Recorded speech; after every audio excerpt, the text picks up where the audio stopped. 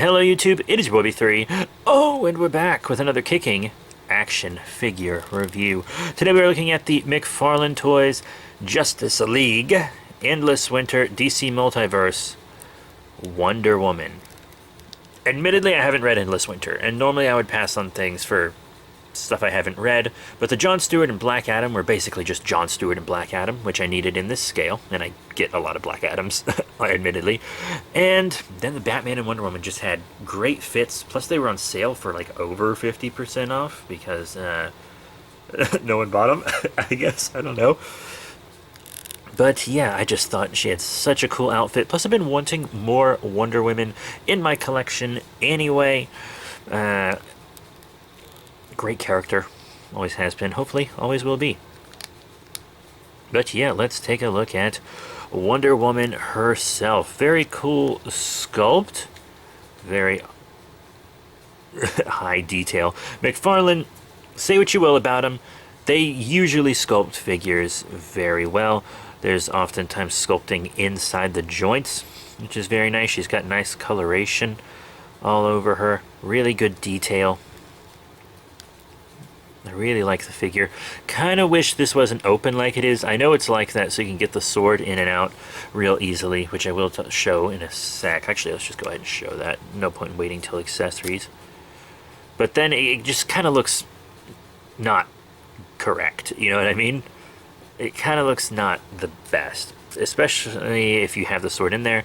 It looks a little better without the sword in it, actually, because the colors at least blend. And I am going to display her with the sword in hand anyway, so it doesn't really matter.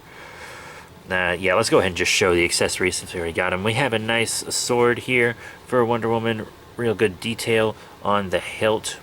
Very nice weapon. I will put it in her hand in a beat. We also have the normal stand. McFarlane always throws in a stand, which is really nice. I think that's a good thing for adult collectible figures to do. And then we have the card. And these cards are cool. But they're not as cool as they used to be. Like I said, I miss having the actual comic art on them, because this is just a product shot of a figure I've already bought, so you don't need to give me a product shot to try to sell me the figure. Also, her holster is entirely closed up. And I don't know if you noticed, she has a shield.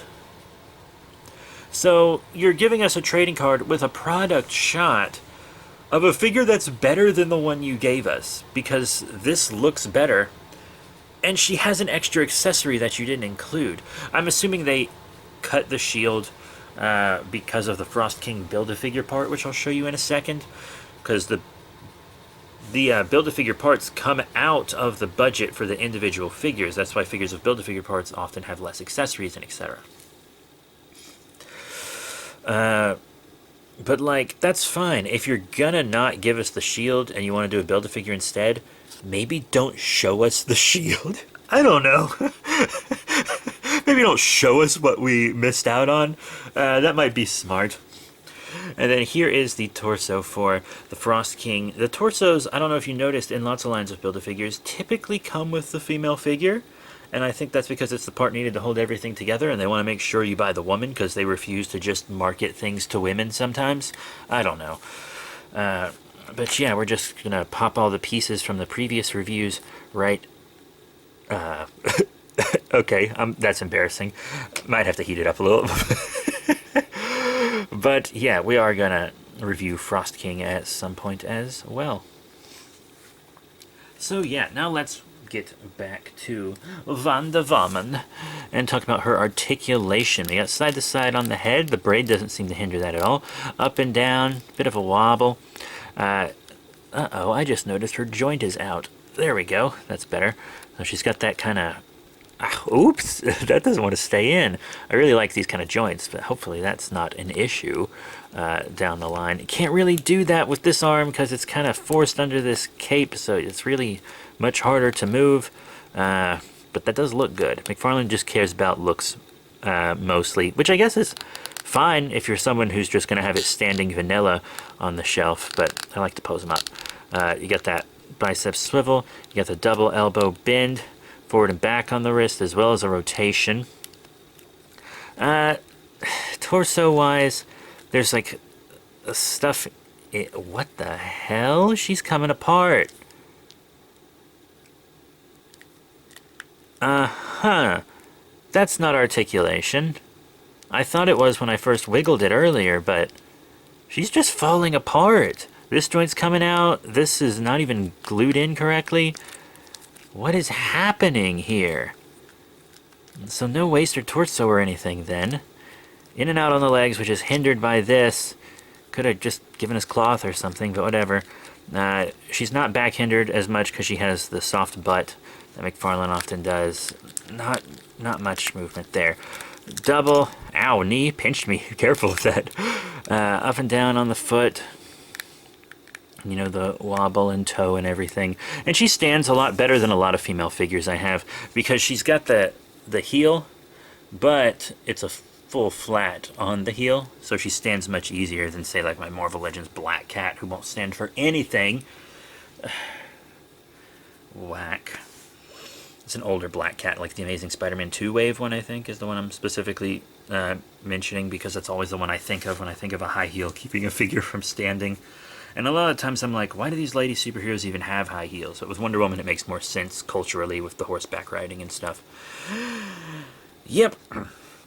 Another thing I want to talk about is the Lasso of Truth. Pretty much all of my Wonder Woman figures have the Lasso of Truth sculpted onto her hip or something. See that? And it's like, when are they going to get a Wonder Woman that has like a bendy wire Lasso of Truth or something I can pose her up with? I kind of want to pose her with the Lasso of Truth. All my Wonder Women are posed with swords. I don't need another Wonder Woman with a sword. I want the lasso. I want the lasso. Speaking of, I did say I would put this in her hand. Hey, that was very easy. That's good. Shazing. Very cool. And she's a good-looking figure. She really is. I just wish she functioned better. But at least she stands fine, and even if she didn't, she's got the stand. So it's all good. Alrighty, now let's talk about size comparisons. First up, let's show her with a bunch of McFarlane figures. Here is the Injustice 2 Flash. Very cool. Show her with another from this wave, the Endless Winter John Stewart Green Lantern. Pretty cool. We have the Injustice 2 Reverse Flash. Nice. And I think I want to show her with a couple that I haven't reviewed yet. But before I do that, let's just show her with one more. Here is the Dark Knight's Metal Red Death. Nice.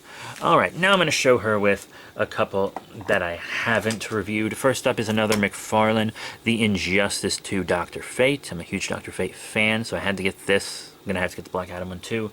And then I want to show with the DC Collectibles. Here is the Deceased Unkillables Red Hood. Alright.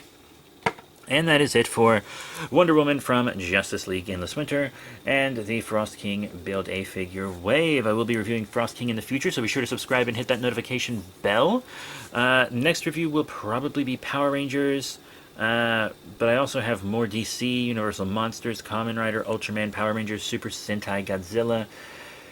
All kinds of stuff still left to review, even some Marvel on the way.